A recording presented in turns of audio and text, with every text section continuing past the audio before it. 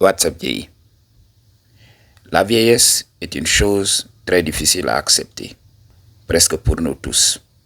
Mais il y a beaucoup de personnes qui se préparent à l'avance. Je vous avais parlé de ça. Il faut avoir des tripes pour vivre dans cette vie. J'avais déjà fait cette vidéo que la vie était une arnaque. Et ce n'est pas ce qu'on nous aurait dit. Parce que s'il y avait le choix de venir ici dans ce monde, de faire face à beaucoup de tribulations pour finir par la déchéance de ce corps, alors beaucoup d'entre nous allaient refuser de faire l'expérience. Vous savez, c'est très difficile. L'esprit reste toujours le même, mais le corps vieillit. Le corps devient défaillant. L'esprit se dit oui. Moi, dans mon fort intérieur, je sais que je peux faire ceci. Et le corps dit niet. Le corps dit non. Tu ne le peux pas. Ok? Je suis défaillant. C'est cette dichotomie. C'est avec cette dichotomie qu'on vit chaque jour. On veut une chose, le corps en veut une autre. C'est pour cela. Moi, j'ai eu le temps de me rendre à l'évidence. Lorsque j'étais dans les hôpitaux, je voyais les malades. Ok? Ils se faisaient aider, surtout les malades en rééducation, après un AVC. Ils se faisaient aider. Mais au bout d'un moment, il y a des gens qui se rebellent. Ils te disent ouvertement, laisse-moi le faire seul. Je sais que je peux le faire. Tu laisses la personne, 1 minute, 2 minutes, la personne tombe. Ok? C'est arrivé même à une infirmière, la pauvre, elle essayait d'aider un vieux. Au bout d'un moment, le vieux a commencé à créer des problèmes. Ok? Elle a laissé le vieux et le vieux est tombé par la suite. Ok? Donc le vieux dans sa tête se dit, je peux le faire parce que l'esprit reste le même. Il y a juste de nouvelles expériences, de nouvelles prises de conscience qui viennent s'ajouter aux informations qui sont déjà là. Ok? Donc c'est ce qui se passe. Alors, il y a beaucoup de gens qui sont déphasés. Ok? Leur esprit est déphasé par rapport à leur corps. Dans l'esprit, ils croient qu'ils sont toujours jeunes. Ils ne veulent pas se rendre à l'évidence. Ils ne veulent pas se mirer de temps en temps. Prendre un miroir, un grand miroir, pour se voir. Faire tout simplement le bilan de son corps. Savoir que le corps commence à devenir défaillant. Ou bien, même, on peut compter par les années. Même si le nombre d'années n'est pas synonyme de vieillesse et tout ça. Parce qu'on trouve des gens qui ont un âge avancé et leur visage ne le montre pas, leur corps ne le montre pas. Oui, on trouve ces genres de personnes. Mais il ne faut pas en abuser parce que même si tu parais beaucoup plus jeune que ton âge, les gens qui te connaissent savent que tu n'es pas né de la dernière pluie. Alors il faut savoir évoluer avec son époque. C'est ce qui se passe. La société est caractérisée aujourd'hui par des enfants adultes. Des enfants à qui on a volé leur jeunesse, leur innocence. C'est ce qui se passe dans beaucoup de familles, surtout ici en Afrique, surtout dans les pays du tiers-monde. On responsabilise les enfants à bas âge. Ok? On les programme tout simplement à devenir adultes avant l'âge. Tu dois prendre soin de tes parents, tu dois faire ceci, tu dois faire cela. Au lieu de laisser l'enfant jouer, faire valoir son innocence, vivre librement et de grandir petit à petit avec les expériences. Mais il y a beaucoup de gens qui appellent ça éducation. Ils ne savent même pas que voilà, ils sont en train de détruire l'enfant. Le stress commence très tôt pour l'enfant. Un enfant qui stresse à propos des situations de la vie, ça c'est invraisemblable. Un enfant doit être innocent. Ok? Parce qu'il a besoin de ça. Mais ici en Afrique, qu'est-ce que les gens font?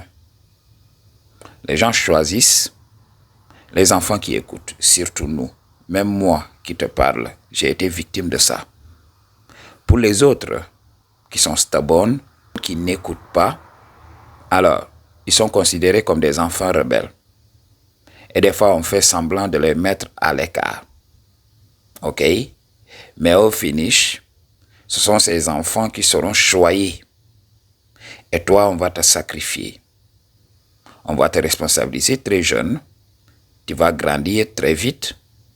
Et tu vas travailler pour prendre soin de la famille. Alors que les autres vont aller faire des enfants, vont vivre leur vie, vont faire la noce. Parce que on n'a pas détruit leur enfance. Ils ont vécu avec cette innocence-là.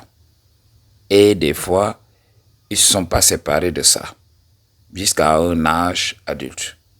Maintenant, toi, qui as toujours été adulte, tu vas grandir avec le stress, tu vas vieillir.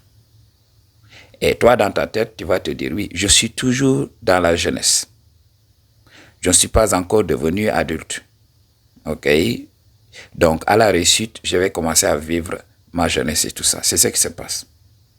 Alors, tu réussis, tu vois que voilà, le temps a fait son travail, de l'eau a coulé sous les ponts, le corps commence à devenir défaillant.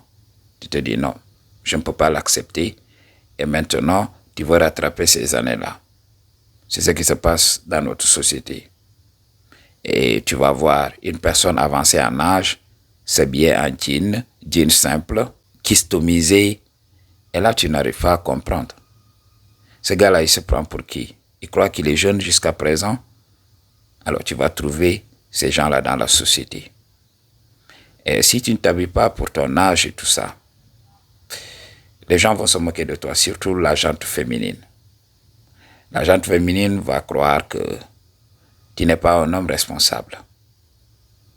Donc, pour le dating game, il faut oublier. Parce que l'habillement est un aspect très important dans la séduction et tout ça. L'habillement a été créé pour tout simplement séduire. Il y a des couleurs, il y a des alignements qui peuvent influencer notre subconscient, surtout le subconscient de la femme. Beaucoup de gens connaissent le pouvoir de l'habit. Je l'ai même expérimenté en commençant à m'habiller en costume et tout ça. Mon interaction avec les autres a changé automatiquement. OK? Les gens me prennent plus au sérieux. Les gens ne comprennent pas pourquoi les hommes de pouvoir s'habillent de la sorte. C'est ça le problème. C'est pour cela que beaucoup d'hommes aujourd'hui n'ont pas de style. OK, je vais faire une vidéo sur l'importance du style. OK? Alors, tu dois tout simplement identifier ton âge. Savoir ce que les hommes de ton âge mettent. C'est ce que tu dois comprendre. Je vois des vieux comme ça avec des shorts. Et ils veulent être respectés. Ce sont ces mêmes personnes, des fois, qui disent que oui, les femmes ceci, les femmes cela. Understand what I'm talking about? OK. Il faut connaître son âge. Quand tu es jeune, comme dans la vingtaine et tout ça, oui, tu peux être un peu flexible. Il y a beaucoup de choses à choisir. Soit tu peux t'habiller mature ou bien tu peux t'habiller jeune. OK, pantalon, basket, t-shirt, tout ce que tu veux. OK, mais aussi, il faut savoir marier les couleurs. C'est pour cela, beaucoup de gens qui m'appellent en consultation me demandent des conseils. Parce que je suis un consultant en même temps en image. J'aide les gens parce que moi, les habits me parlent. OK, quand je m'habille d'une manière bien donnée, quand ça ne s'aligne pas, je sais que ça ne s'aligne pas. OK, automatiquement, en regardant même, voilà, je sais. Mais il y a beaucoup de gens qui ne savent pas s'habiller. Donc, ils vont mélanger des couleurs n'importe comment. Mettre le rouge avec du jaune, là, on ne comprend pas. Moi, quand je vois des fois l'habillement de certains, je ne comprends pas comment ces gens peuvent-ils s'habiller de la sorte et sortir de leur maison. OK, donc, il faut s'habiller selon son âge. Regarde les hommes de ton âge, ce que la société a dégagé comme règle, et tu suis. Understand what I'm talking about? Si tu as l'argent, tu peux te démarquer. Ça, il n'y a pas de souci. Tu seras respecté pour ton argent. Mais si tu ne complètes pas cela par l'habillement, tu n'auras pas la vraie attirance. Donc, les femmes qui entreront dans ta vie ne seront pas attirées réellement. Parce qu'il faut comprendre, l'habillement fait partie du tout. Understand? Même si on doit l'enlever pour entrer dans le shadow. I choose to tell you the truth. What you gonna do about it? Peace.